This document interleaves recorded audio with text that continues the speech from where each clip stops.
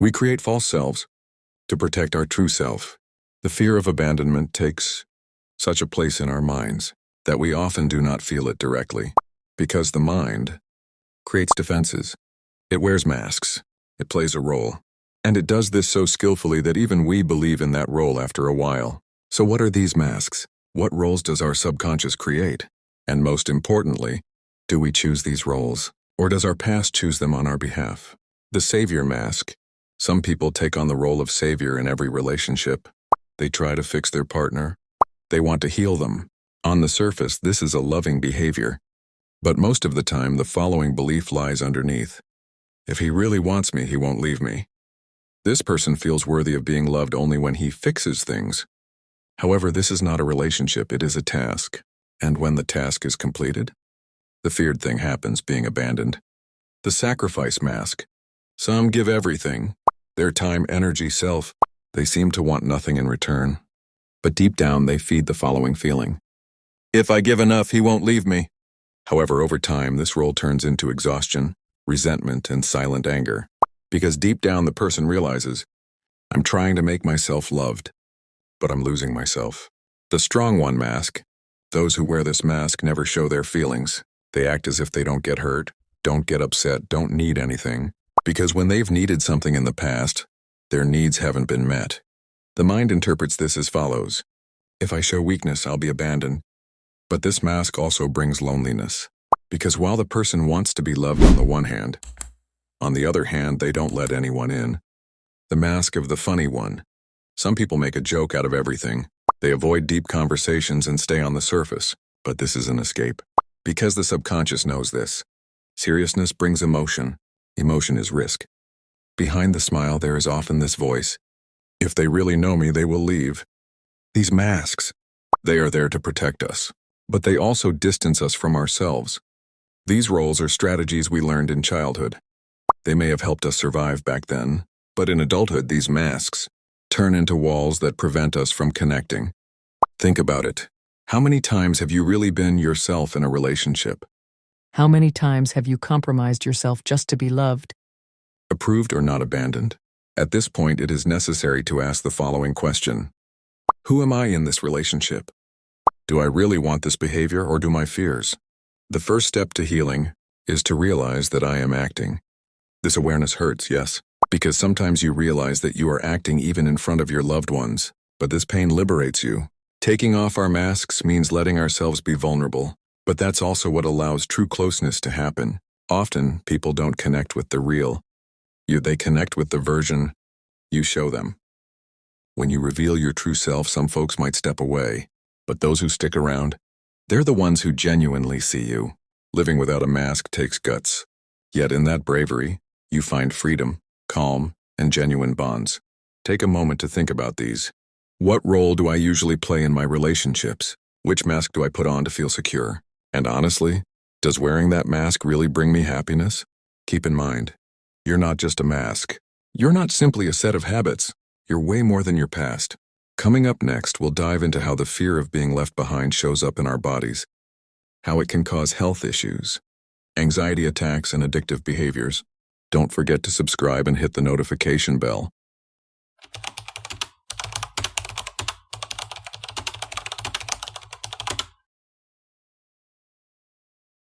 Take your time. Building relationships with trustworthy people. When relationships kick off too quickly and intensely, they can often reopen old emotional wounds. So it's better to let connections grow gradually, built on respect and trust that develops little by little over time. These kinds of relationships help your nervous system learn something new and healing.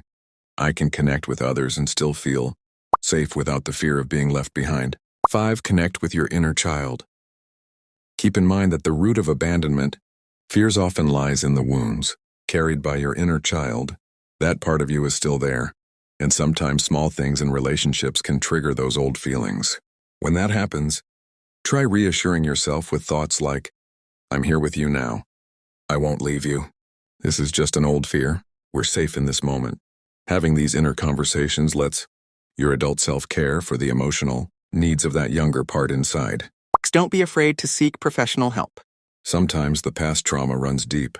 and trying to work through it on your own might not cut it.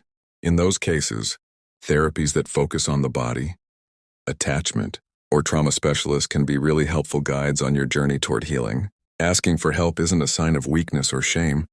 It actually shows a lot of courage. Wrapping it up, moving from fear to connection. Fear of abandonment isn't a problem by itself. It's more like a distorted version of our basic human need for love and connection. The good news? This fear can be changed. And when it is, you get so much in return. Safer relationships, stronger bonds, a more solid sense of who you are, and freedom inside yourself. Remember, real connection doesn't come from fear, it comes from courage. And the most important connection you'll ever build is the one you have with yourself. Coming up next, we'll dig into how the fear of abandonment shapes personal identity, what hidden marks it leaves on who we are, and most importantly, how to find ourselves beyond that fear. Converting fear of being left into a stable connection. Real connections are built on bravery, not fear. Feeling scared of being abandoned, it really impacts how we relate to others. Sometimes, without even realizing it, we become clingy or we run away, but it doesn't have to stay like this. Trust can take the place of fear. Feeling connected can replace worry. And this change starts from within. So what's the first step? 1. Gaining awareness. When fear is running the show without us knowing, it's like we're not in control. But once we start noticing it, its hold weakens.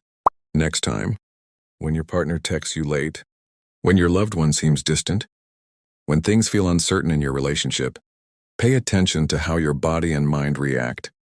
Ask yourself, am I truly being abandoned right now? Or is this intense feeling coming up because of past hurts? These questions might seem simple, but they make a big difference. Because when you shine a light on your fear, it stops being an automatic response to building a secure inner foundation. Many people only seek connection from others, but the most powerful bond is the one we create with ourselves. Every day you can. Take a few moments to breathe deeply in the morning. Check in with your body and release tension. Speak kind words to yourself. I am important. I deserve love. Even if I'm on my own, I am safe. Over time, these practices will bring balance to your inner world, and you'll start to feel connected to your partner, not reliant on them. 3. Establishing healthy limits. Those who fear being abandoned often struggle to set boundaries, because deep down there's this belief, if I say no, they'll walk away. But in reality, healthy boundaries are the cornerstone of a strong connection. Setting limits is about respecting yourself, is about looking out for yourself, is about being clear with the other person. And real love thrives on this kind of foundation. How fear of being left alone affects identity and self-perception. They say you can truly know someone by understanding what they fear losing the most. The fear of abandonment doesn't just impact relationships, it also influences how we see ourselves and the world around us. In the early stages of life, we start shaping our identity based on the responses we get from those around us. Do I deserve love? Am I sufficient? Will they leave me? The answers to these questions often operate on a subconscious level, and these subconscious responses can shape our character for a lifetime. Identity as a fear-driven framework. Individuals who fear abandonment gradually internalize the following belief. I'm not good enough as I am. I need to change to be loved. This mindset becomes ingrained in their character. They begin living not as their true selves, but as the person they believe others want them to be. Some may become people-pleasers, selfless, always accommodating. Others may present themselves as successful, flawless, attention-seeking. And some may appear indifferent, yet harbor a deep craving for approval. All these personas converge into one central theme: avoiding abandonment. In reality, many individuals try to survive by molding their fear into their identity. The chasm between the false self and authentic identity. People raised with a fear of abandonment often suppress their genuine selves. Deep down they think, if I reveal my true self, I'll be deserted. If I show vulnerability, I'll be left behind. If I assert myself, I'll lose affection. This internal conflict over time leads to outwardly appearing content but feeling hollow inside, experiencing loneliness in crowds, living to meet others' expectations without truly knowing oneself. At this juncture, they start pondering, who am I? What do I genuinely desire? What have I sacrificed for love? These reflections pave the way for self-discovery, transforming the identity molded by fear of abandonment. Acknowledge, recognize behaviors driven by fear. Identify where your false self exerts control. Embrace, allow yourself to be vulnerable without hiding. Express your emotions without repression. Reconnect with yourself. Ask yourself, who am I? In earnest silence, listen to your heart's response, not societal expectations. Adopt a new belief. My worth isn't defined by others' love. Even if abandoned, I hold value. By embracing my true self, I attract genuine love. Identity flourishes in the light of compassion, not the shadow of trauma. Enduring the fear of abandonment in childhood. A trauma experienced. Yet that trauma doesn't define your essence.